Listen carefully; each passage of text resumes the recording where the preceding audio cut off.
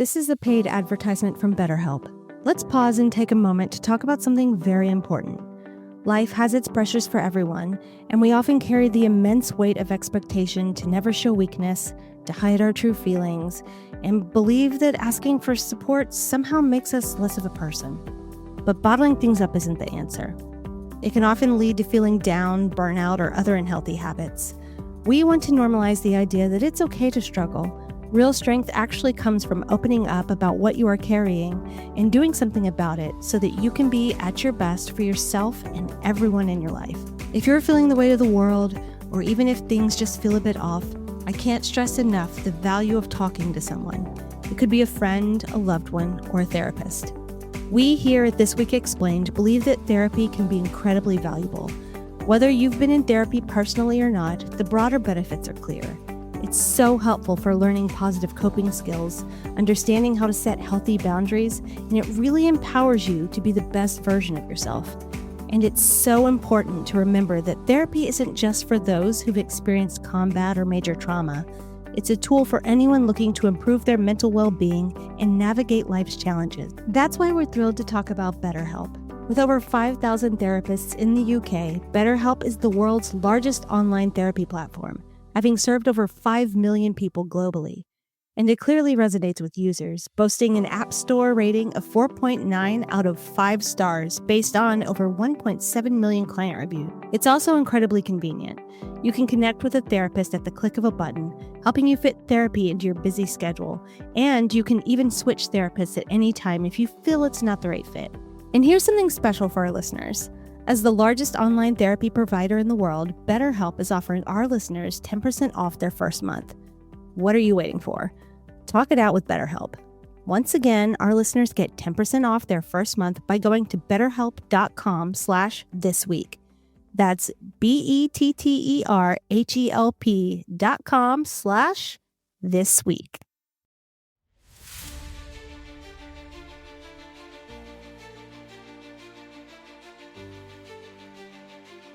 Hello, and welcome to This Week Explained, your essential download on the global stories making headlines. We're all ready to unpack yet another complex week from around the globe, but before we dive in, just a quick reminder. If you want to get alerted to new episodes as they are released, make sure you're following or subscribed wherever you're listening right now. It's the easiest way to stay updated. And hey, if you're enjoying the show and want to help others discover it, leaving a quick rating or review on Apple Podcasts or Spotify really makes a difference. Also, did you know that Spotify allows comments now? This is a great way to get involved with the podcast. Others can view those comments, and now Spotify is allowing others to interact with your comments. This will keep the conversation going long after the episode airs. Finally, remember that This Week Explained is part of the awesome Leon Media Network. You can discover more great podcasts over at leonmedianetwork.com. All right, let's get to why you're here, which are all those stories shaping your world. This week on the podcast, we're diving deep into the ongoing conflicts in Ukraine and the Middle East, plus changing relations between the U.S. and the Middle East. We'll also unpack recent news that China's Xi Jinping and America's Donald Trump spoke on the phone for 90 minutes and are set to have a meeting that may or may not go well if past meetings with other world leaders are any indication. As always, we're starting our discussion in Ukraine. So, Kervin, as someone who's seen the battlefield and spent decades analyzing these kinds of situations, let's start with what feels like the biggest headline from the past week. Quote, Operation Spiderweb. End quote. The sheer audacity of these Ukrainian drone strikes. Oh my gosh, let's walk through it.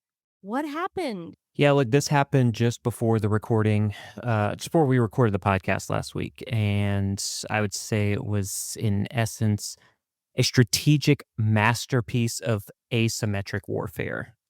So what you alluded to, Operation Spiderweb, involved over 100 Ukrainian FPV. Those are the first-person view drones, and they were used to strike multiple Russian air bases, and we're talking deep inside Russia.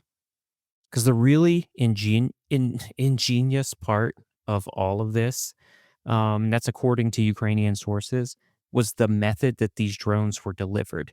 They weren't just launched from the border, from the Ukrainian-Russian border. They were smuggled into Russia in modified cargo trucks. They were placed in these trucks under retractable roofs. They were driven close to the targets. The roofs opened up and they launched these drones into Russia. So they were essentially, as reports have put it, already behind enemy lines before they even took flight. I mean, that's why this has been called astonishing ingenuity. So, what kind of targets were hit, and what was the reported impact? Yeah, you're exactly right, Tiana. So this allowed them to bypass traditional air defenses and that Russian electronic warfare that they've been using so effectively. Now, as for the targets, we're talking about high value Russian military targets.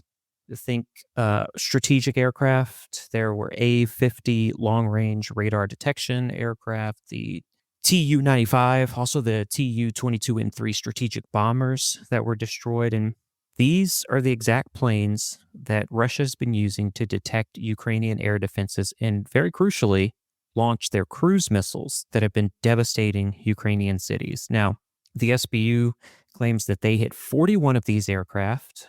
They inflicted roughly 7 billion US dollars worth of damage.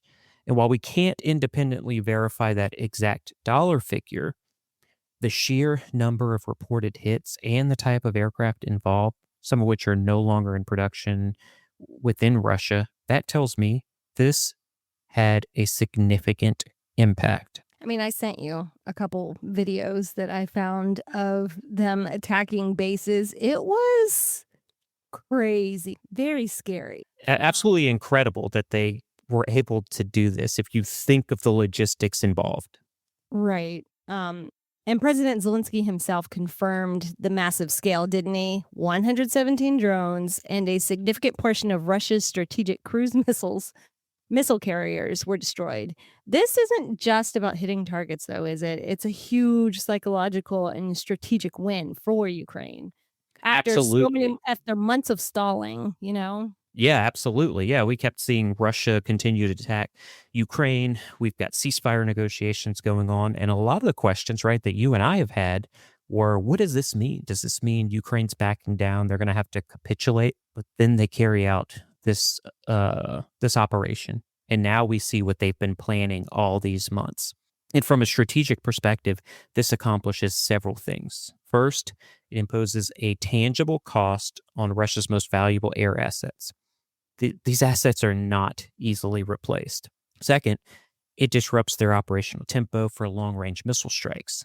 Because if a significant portion of your bomber fleet becomes damaged, that impact is going to impact your ability to launch, or that's going to have an impact on your ability to launch all of those bombers, things like that. And finally, and perhaps most importantly, I would say, it shatters this perception of Russian territorial invulnerability. So the people of Russia thought we are closed off from this, and now they no longer are.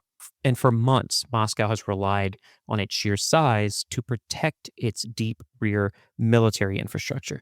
This operation demonstrates that even Siberia isn't necessarily safe. They are not untouchable like they thought they were, I guess. And we saw that immediate reaction, didn't we, whenever this happened? Russian officials and military bloggers, the ones who usually toe the line, were openly criticizing their own leadership for failing to protect these bases. It felt like a crack in their united front, but I imagine, I mean, you can't really brush $7 billion under the rug and ignore it. Yeah, no matter as we always No talk way about to how, spin it. There's no way to yeah, spin it, you know? exactly. And we talk about how isolated Russia is in the information space, right? This is a visible crack in that information armor. Those mill bloggers specifically highlighted the foolishness of storing strategic aircraft in the open with inadequate defenses. The videos that you showed where they had tires on the wings of these strategic bombers as if that was going to protect it from some sort of an attack. It's arrogance, you Very know? much arrogance. And listen, I would say this as we get into this era of American isolationism. We should all take a lesson from this arrogance that nowhere in this world right now is safe. And I'm not trying to say that as prepare for an attack everywhere, but Yeah. the Russian people thought, well, our air defenses are so great. The Israeli people thought our government has protected us for so long, nothing is going to happen. And when it does happen, something like 9/11 comes along or something like this attack, and it shatters your security. Your Um, perception of how safe your government can keep you. yeah, you said it. That's exactly right. Your perception of how secure you really are, it changes everything. Look at air travel since 9/11 in the United States. It's totally changed because of that. And so this is all changing within Russia because of what Ukraine is able or was able to do because they snuck in these trucks, these cargo trucks into Russian territory. That is, first of all, bold. That's a bold move, Cotton, and it worked out pretty well for them. But also, you know, things going on the border are now cracked down, and the ability for the Russian population to move around freely is now has been cracked down.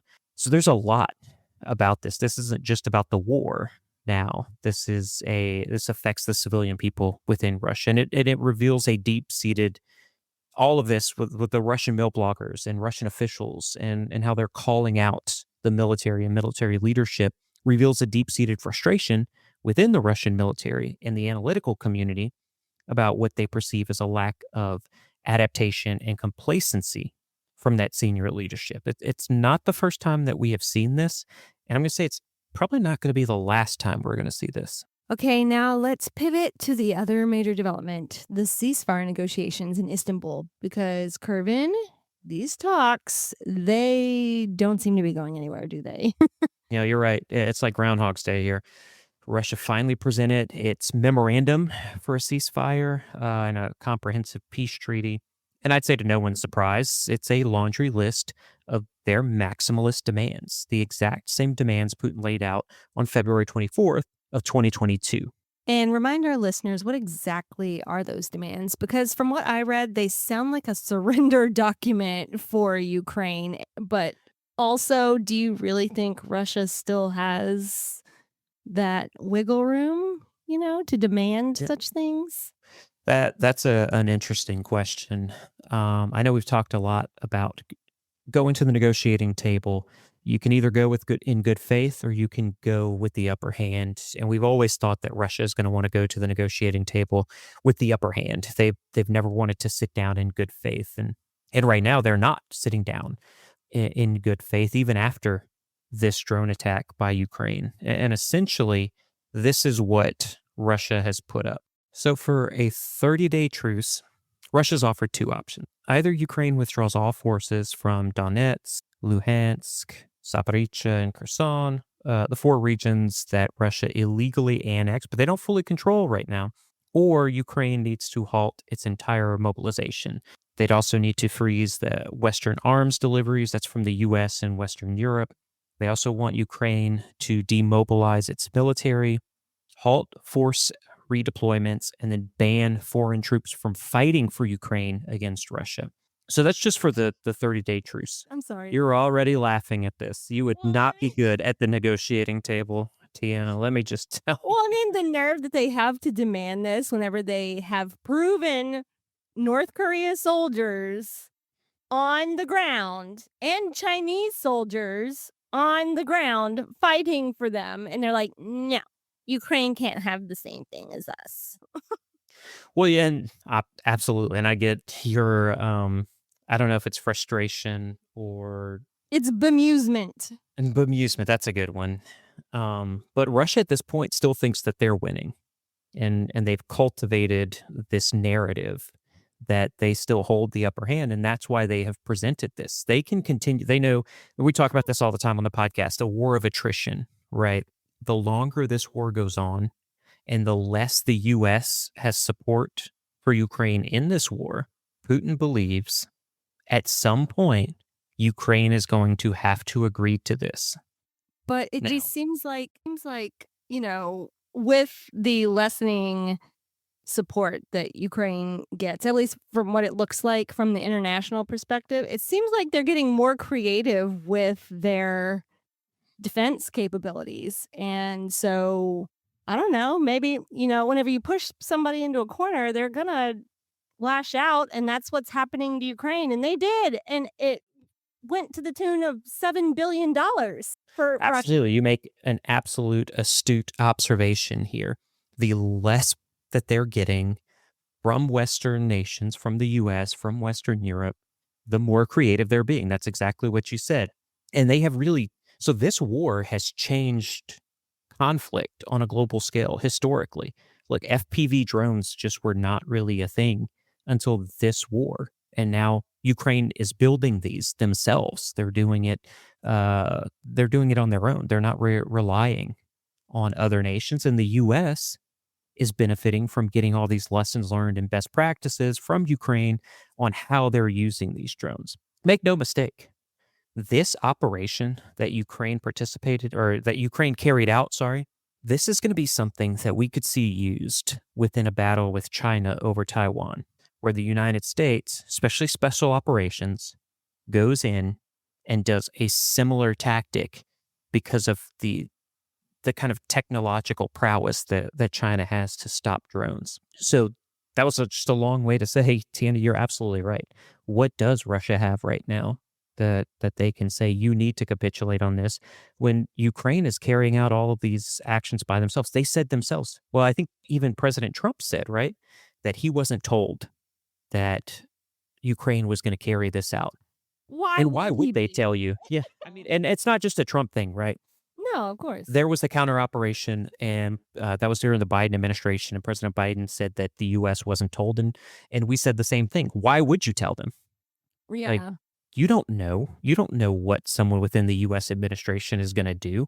So just carry it out on your own and take those repercussions on yourself. Yeah. What is it? Ask for forgiveness, not permission. Absolutely. Yes. Especially in this case, because I mean, it's not like they have any U.S. ground troops helping them. So, I mean, it's on them to carry out these things. Yeah. You're So, absolutely right. I didn't mean to cut you off. I guess you need to finish rattling off all the demands that Russia is making. So I want to reiterate that was just for a 30-day truce, right? Right. They also put out a plan for a comprehensive peace treaty, and that encompasses everything I just said, right? Halting Ukrainian mobilization, freezing Western arm deliveries, all that stuff. You can rewind and listen to it again after our tangent. But Russia also demanded international legal recognition of Crimea. Remember, Russia doesn't have that yet. Crimea was annexed over a decade ago. So they're demanding other countries to also not other countries, every country. Yeah, I know. That's what I'm just saying. That's what I mean. Oh, okay. That's what I mean. That's crazy that they think they can demand that too. Like we don't have to listen to you. That's not just hubris in the war in Ukraine. I think that's international hubris, that we think we're winning against all of Europe, I'm sorry, against all of Europe, against the entire international community. That's what Russia's really saying right here. So they want international recognition of Crimea. They want international recognition of all of those annexed regions. No. The four annexed regions. Tiana's already, keep going. Keep telling me what President Tiana would do. President Tiana of Ukraine. Yeah, President Tiana, but no. Okay. They want Russian as the official language in those communities. Got anything on that, Tiana? What do you say? Yes or no? No. Okay. No, sorry. A ban on Nazi propaganda. Yes, that's fine. Right, and that's part of their pretext for the invasion. I know. Yeah, I know. I know, which is that's absurd, but okay. Yeah, and they also want no claims from Ukraine for wartime compensation. No, you're gonna help us rebuild, buddy. You caused this destruction, so no. Okay, President Tiana has spoken. All of these things must come to pass. Hey, I can have hubris too. Yes, you can. Mm-hmm. As Obama would say, yes, we can. That kind of sounded like you were trying to be Perot or something. Ross Perot. Yeah. No. HW. Oh. Yeah. New taxes. Read my lips. New tax. The cadence to the way you said that sounded very HW. I am. Hey, I'm a fan of Bush. Which one? Both Bush? Both Bushes? I do. All the Bushes. Every time I go back and just watch videos of of W. I'm like, I miss it. I really do. But that's okay. Well, let's get back on track because we can't dwell on the past. We are here Sure. with this current stuff going on. Obviously, Russia's demands are insulting to Ukraine and the international community with their demands of you better recognize that we annexed Crimea and those four spots in Ukraine. Especially considering President Zelensky is Jewish and the denazification claim is so obviously baseless. So, what about Ukraine's stance? Especially now, they have to have a surge of confidence going through them right now with what they carried out and how much damage they inflicted on Russia. Yeah, and I will say there was some heightened morale and joy around that. Now, as we're talking right now, Russia has carried out attacks within Ukraine and they are causing devastation within civilian communities. So there are some repercussions to it that the Ukrainian people are feeling right now. But look, Ukraine is still in a firm rejection of these terms from Russia. They have proposed a 30-day ceasefire without preconditions, just stop the fighting. No one needs, not even Russia, needs to capitulate to anything. They've reaffirmed their refusal to abandon NATO membership. I think that's going to be something that is really, as they dig into the talks, that's something that is going to either derail or finish out the approval of this. Because if NATO membership stays on the table with Ukraine, Russia's never going to accept that. And I don't say never. You know that, Tiana. But as long as Putin's alive, Russia's never agreeing to having Ukraine a member of NATO. Now, Ukraine says that NATO membership is a sovereign choice, they argue, and they reject any acknowledgement of Russian territorial gains. They've emphasized this need for international security guarantees and the return of all deported Ukrainian children. Now, it's clear their red lines are diametrically opposed to Moscow's red lines. So we have this incredible display of Ukrainian military ingenuity with Operation Spiderweb happening at the same time as these completely deadlocked negotiations. So is there a connection here, Kerbin? Is Ukraine using these strikes as leverage at the negotiating table? Yeah, no doubt about that. I Just mean, like I you spoke would. about. Yeah. Well, yeah, any leader would, right? If you were invaded and you're in a war and you're having to sit down at the table, you're going to try everything to at least have something to come to the table with.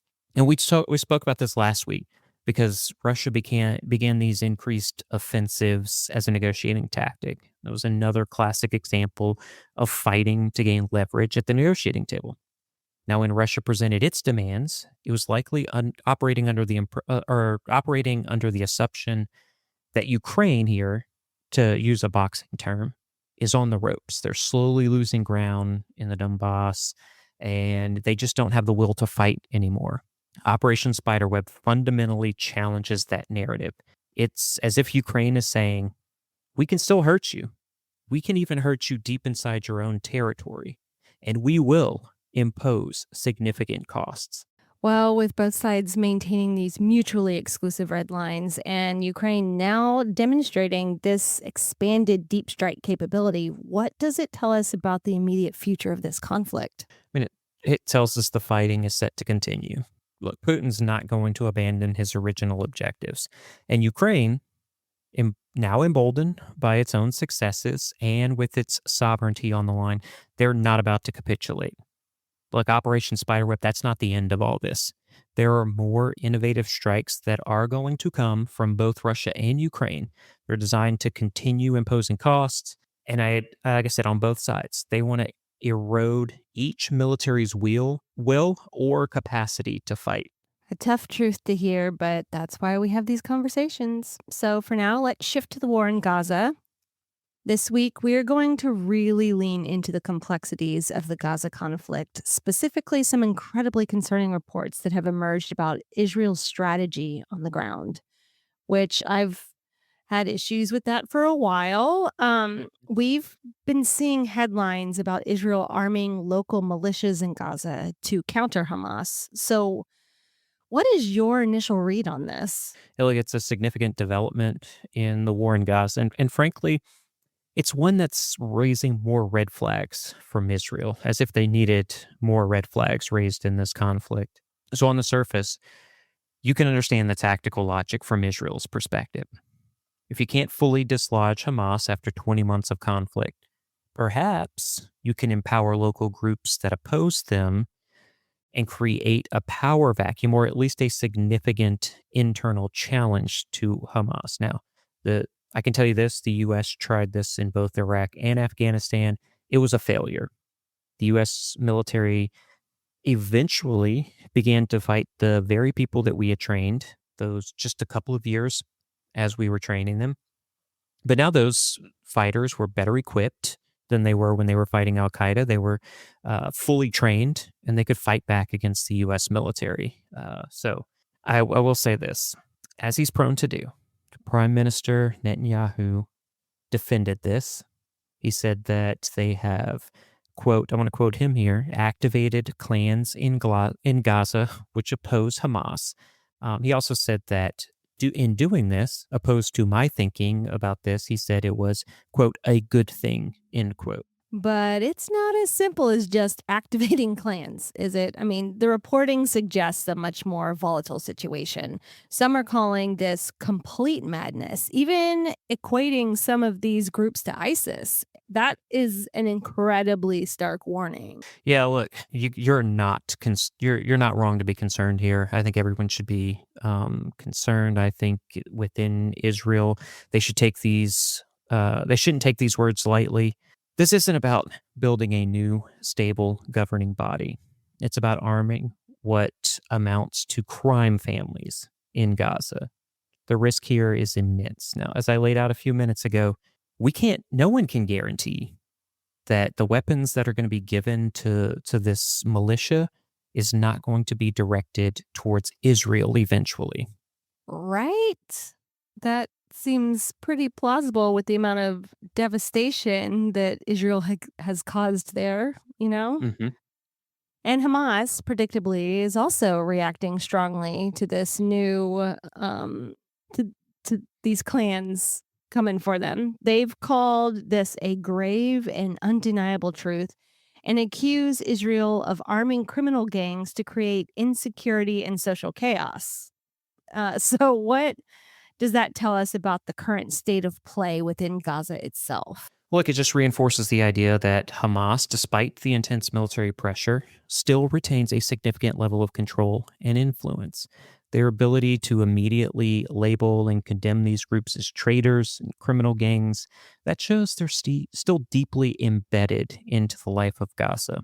Now, this move by Israel, while perhaps intended to weaken Hamas, could inadvertently solidify internal divisions and then fuel even more localized violence without necessarily dislodging Hamas's core power structure. But we're talking about a fragmented security environment. I don't think throwing more weapons into that mix is a good idea. My analysis is this is a recipe for further chaos. What about the domestic political fallout in Israel? We're hearing that Netanyahu authorized this without security cabinet approval, which is highly unusual for such a significant policy decision. Yeah, you make a critical point here. I'm actually seeing this kind of unilateral decision making happening across the globe. Now, this in particular speaks to the desperation and perhaps the lack of a clear, coherent long term strategy for Gaza, but it shows or it proves to me that Netanyahu's far right coalition partners probably would have vetoed this move. It also further highlights the internal dissent and this kind of geopolitical tightrope Netanyahu is walking. It also kind of reeks of desperation, you Yeah. know? Um, and this all ties into the broader question of who will govern Gaza after the war, a question that Netanyahu has notably failed to answer. He's been vague Hmm. at best, To say the least. let's say the least. But I mean, with their actions, it's kind of obvious what he wants to do, but, Mhm. we won't go down that road right now.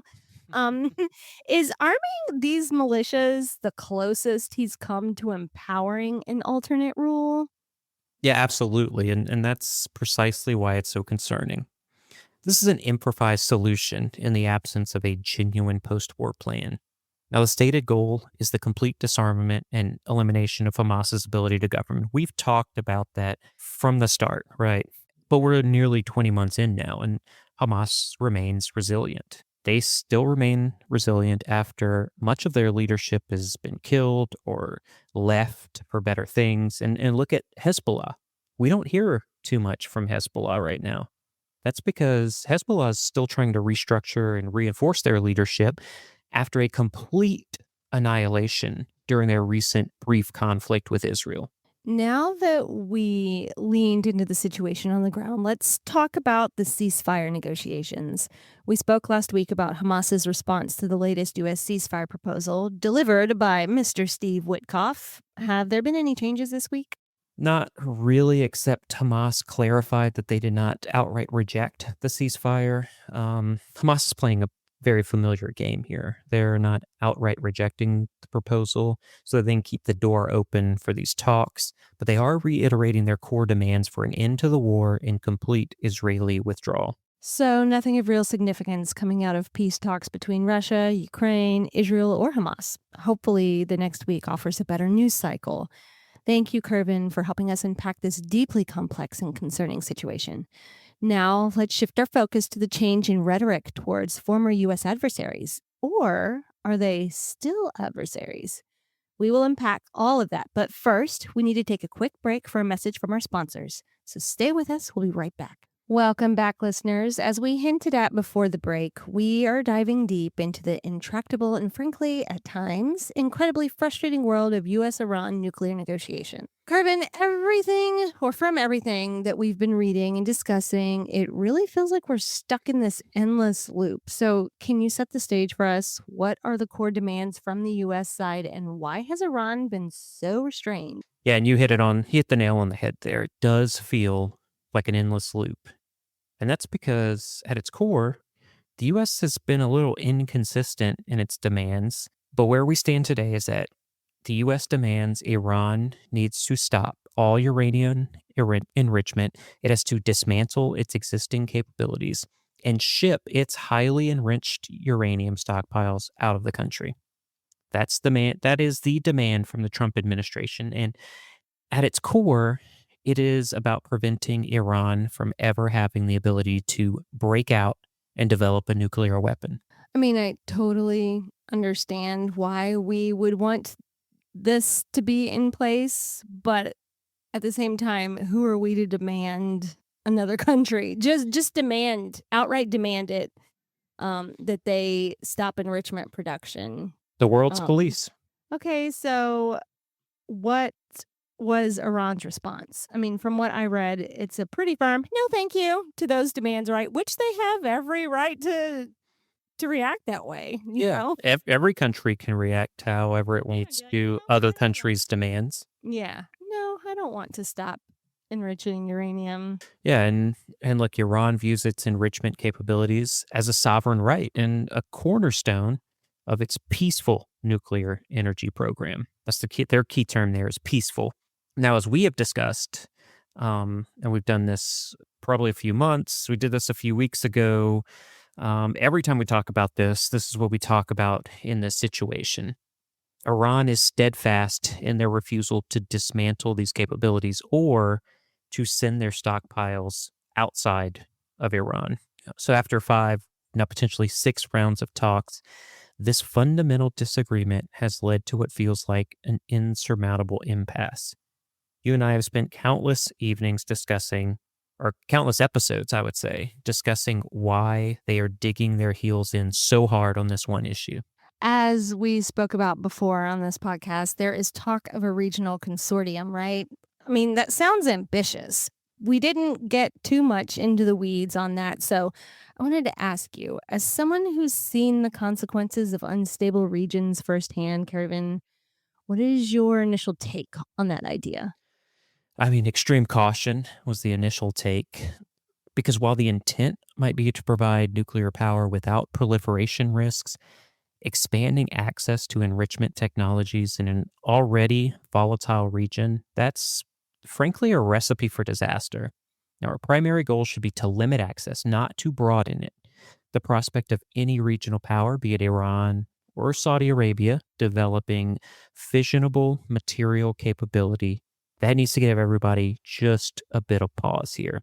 It's a classic be careful what you wish for scenario.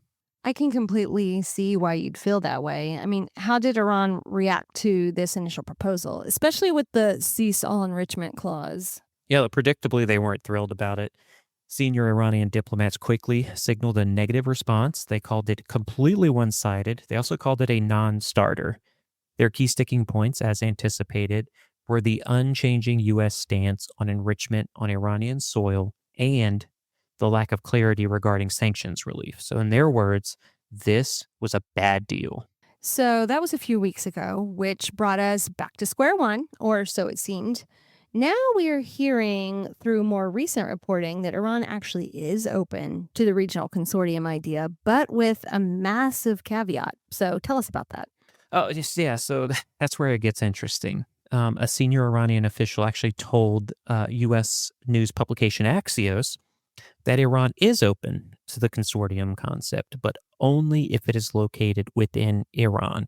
Now, this is a significant development because it suggests Tehran might not outright reject the U.S. offer, but instead they might seek to negotiate on kind of the fine print within the offer. So essentially, they're saying, we like the idea of sharing as long as it's in our house. That's quite the negotiation tactic. But how would that even work to reconcile President Trump's no enrichment in Iran stance with Iran's enrichment on our soil must continue red line? Yeah, and that's the billion-dollar question, right? The theory is that if the enrichment is overseen by a broader international group, the U.S. could technically declare that Iran is not unilaterally enriching uranium, while Iran could claim that its red line around enrichment, that remains intact. So this is a clever semantic dance, one you see a lot in geopolitical negotiations, but settling on the actual operational terms and safeguards, that's going to be an enormous challenge for everyone involved. Now, as more information from the US deal was revealed this week, we actually saw that it included allowing limited low level uranium enrichment on Iranian soil, but only for a specific period of time. That would require Iran to dismantle critical infrastructure for conversion and processing of uranium, and potentially allowing Iran to develop domestic enrichment capabilities that the US said would be necessary for civilian purposes. So essentially, a concession on the U.S. side regarding some level of enrichment on Iranian soil, which was a core demand of the previous deal. So does this signal a softening of the U.S. position? Yeah, it certainly seems that way. It's a departure from the seesaw enrichment, that's for sure. But it's also precisely what many opponents had worried about, this distinction between civilian and military enrichment. The technology is the same, there is no difference. It's just a matter of time to boost enrichment levels to weapons grade uranium. That is what everyone is scared about. So, if this more flexible proposal is still met with strong objections from Tehran, it truly diminishes the prospects of a deal that genuinely addresses Western proliferation concerns and gives Tehran what they want. It really does feel like a high stakes chess match where both sides are trying to find a move that allows them to claim victory without actually conceding their core demands. So, what are we watching for next? Well, unfortunately, Tiana, we didn't even get into what I'm watching for next because I'm watching for Israel's next move. So, if Iran and the US get closer to a deal, does that mean Israel would launch a preemptive attack on Iranian nuclear sites? These are sites that were actually revealed through Israel's capture of Iranian intelligence. Does that happen? Or does the Trump administration try to soften Israel's approach and assure Netanyahu that Iran will be kept in line? That is yet to be determined. There's also some reporting that Iran has captured Israeli intelligence of their own nuclear capabilities. That is, Israeli nuclear capabilities. So, all I will say before we finish out this topic and move on to the next is brace for impact on this one. Well, none of that is good news. We definitely can't end the podcast on that. So let's stay in the Middle East and talk about Syria.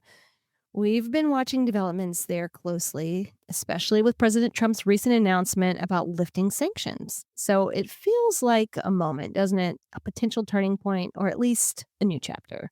It really does, Tiana. We're talking about a nation that has been brutalized for decades under the Assad regime. The sheer scale of this human tragedy in Syria, I mean, it's almost unfathomable. It really is. I remember reading about the initial lifting of sanctions and then a fascinating report from the Syrian American Alliance for Peace and Prosperity about their visit to post Assad Syria. And it painted a very complex picture, one that started with a lot of apprehension, but ultimately left them cautiously optimistic.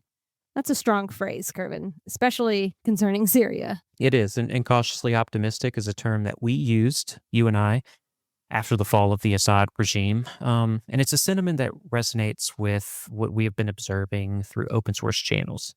Now, for centuries, Syria was a beacon of diversity, was a multicultural hub. Then, for 54 years, Assad systematically dismantled all of that, and he waged war on his own people. And it wasn't just a political war, was it? Some have called what happened over those 54 years political genocide. Close to 1 million of his own people were murdered Christians, Muslims, Kurds, Druze, and all of this for years, backed by Russia and Iran. It's just chilling. And that support from Russia and Iran, which was so vital to Assad's brutal reign, well, look, those circumstances changed. We saw Russia's engagement in Ukraine. That changed their focus.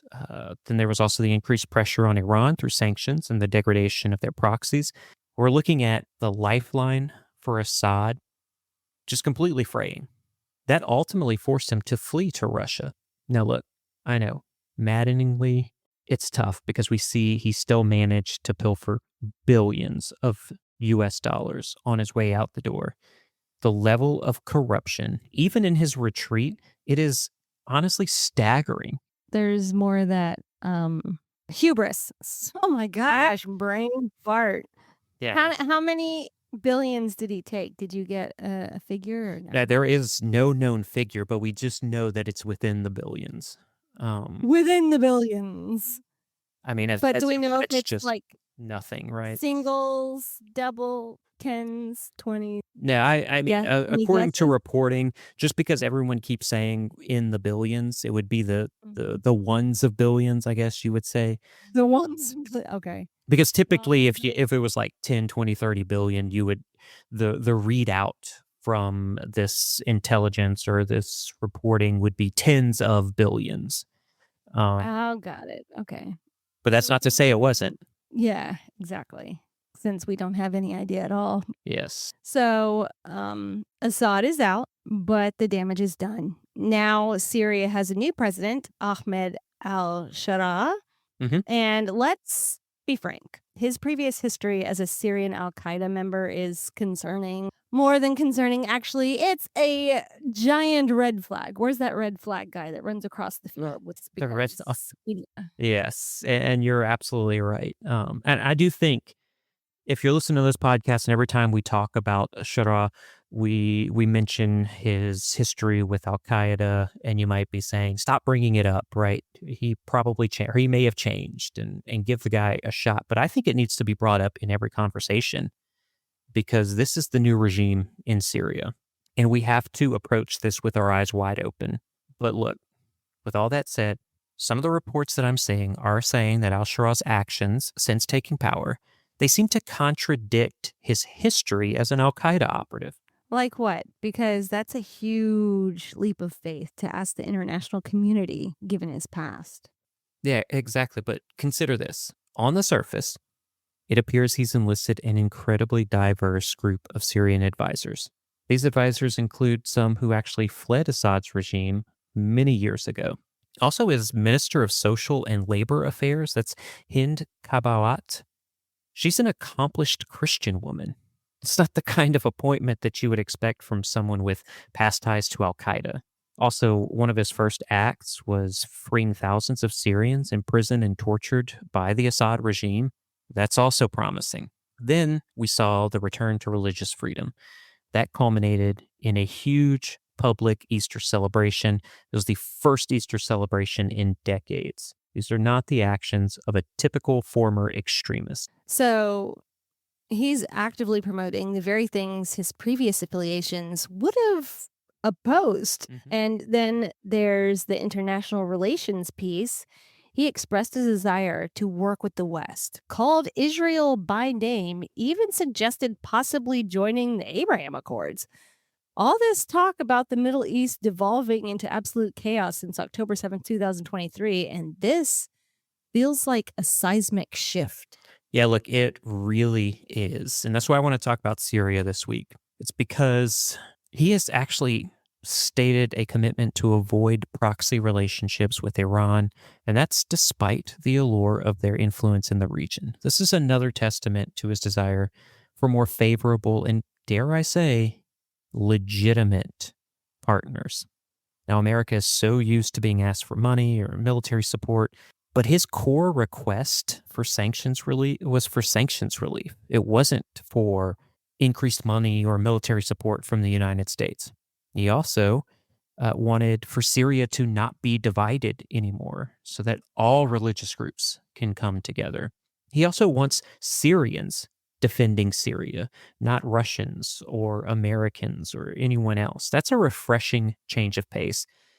And look, I would say a more stable, Western leaning Syria actually offers a new layer of protection for Israel. And economically, he sees Syria's strategic location as key, highlighting its potential for faster transit of products to the West. And he wants economic partners. And while Russia, China, and Iran are knocking, he hasn't accepted their offers. His clear preference is for the U.S. to be the preferential trade partner.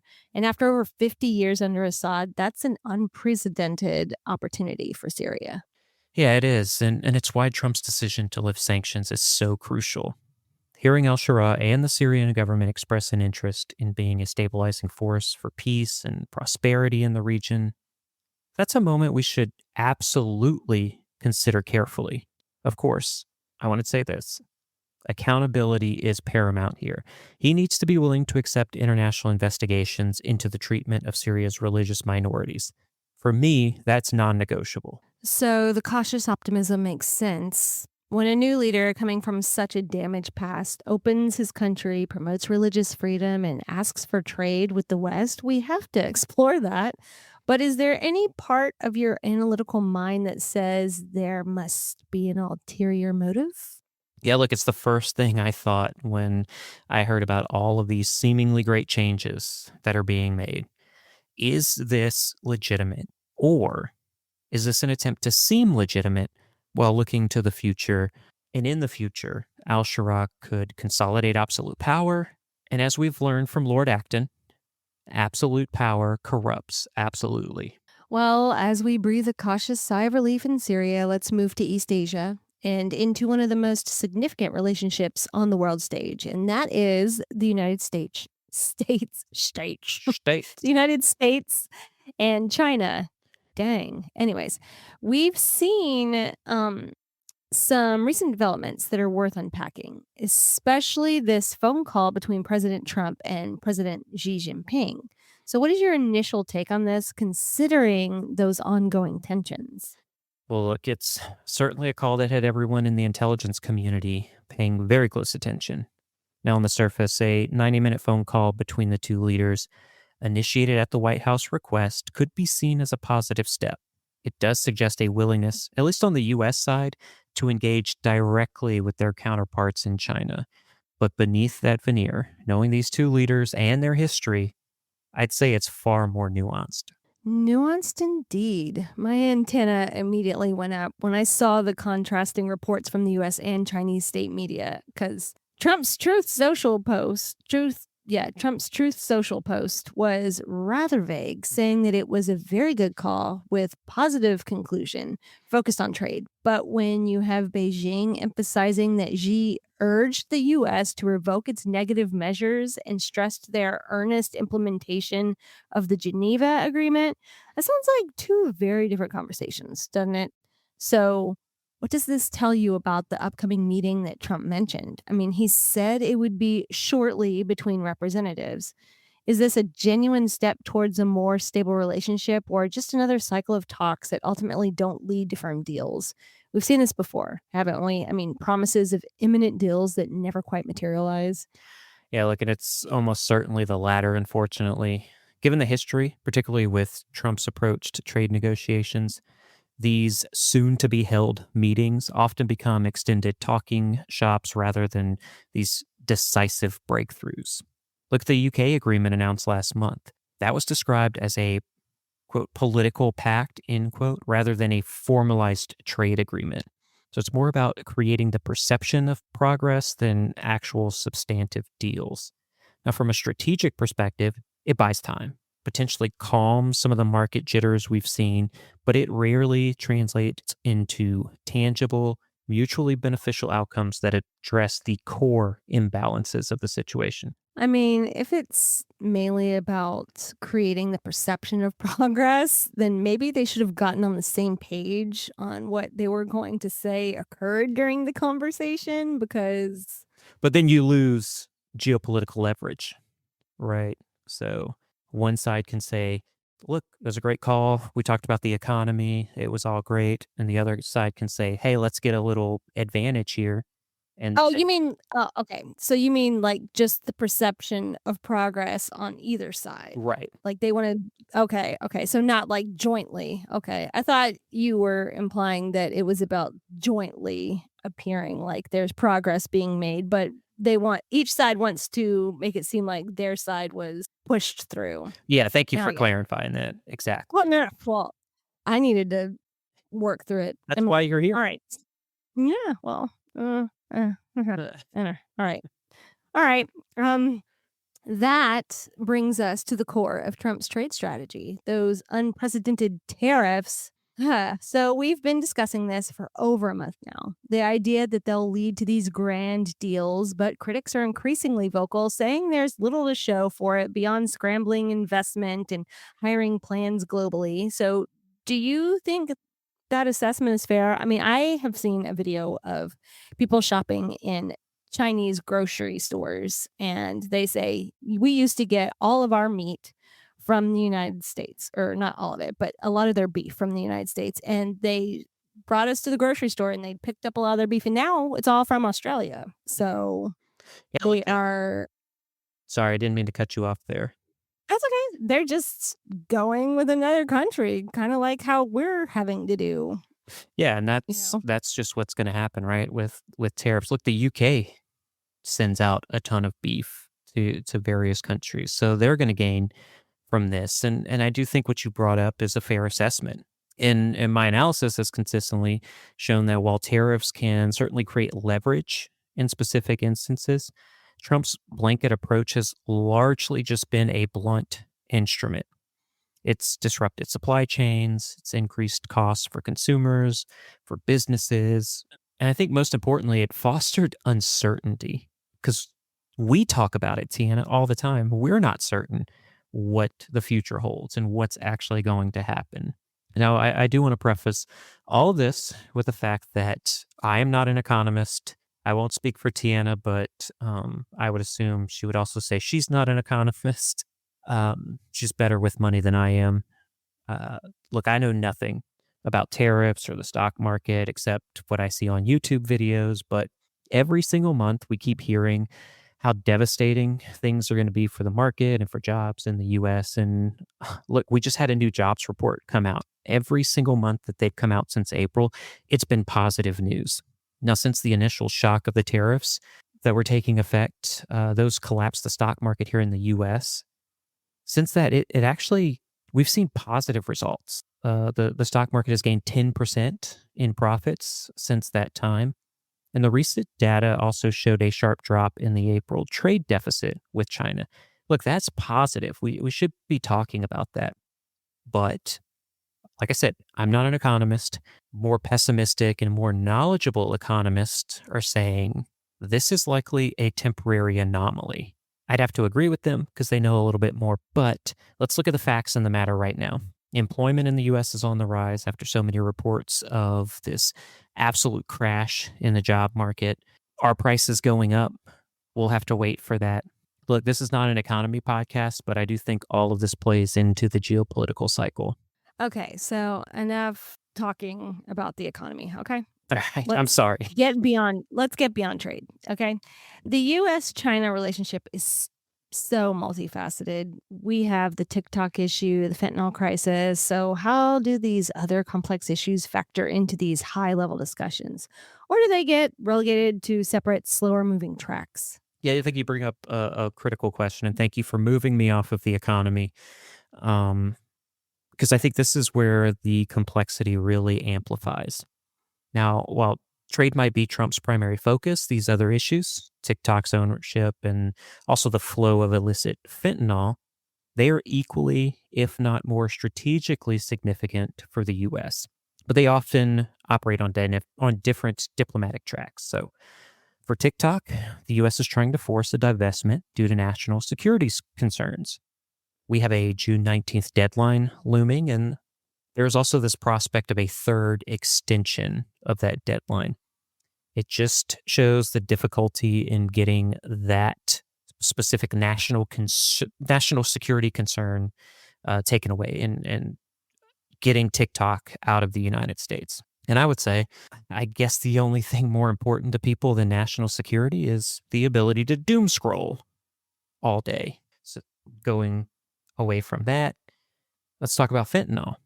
Now, fentanyl, which I would argue has similar mental effects that TikTok does, there are signs of slowing seizures at the border, but the source issue from China remains largely unaddressed.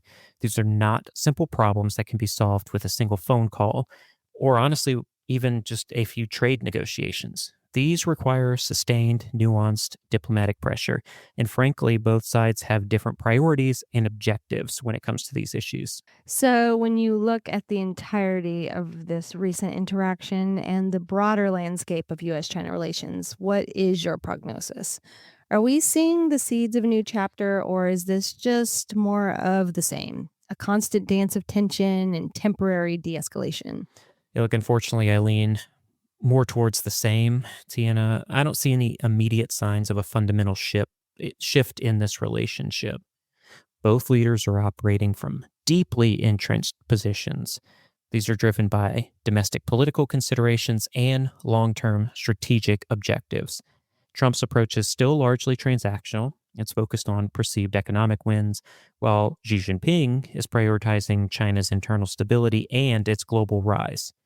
We'll continue to see how these temporary flaws are followed by renewed tensions as each side pushes their own agenda. And we say all of that, and I think we spent 15 to 20 minutes talking U.S. China relations. We didn't even get into the Taiwan issue. So you can see this is completely complex, nuanced. This situation is not going to get solved anytime soon. Complex and frustrating, and one we will continue to monitor closely here. So, thank you for your invaluable insights as always. Anything else you want to discuss? That's all I have. Anything from you? Nope. So, thank you so much for listening to This Week Explained. We hope you found it both informative and engaging. If you have any feedback or suggestions for future episodes, we'd love to hear from you. For more in-depth coverage of these stories and more, be sure to follow us on social media at This Week Explained. Tiana, thank you so much. And until next week, stay safe out there.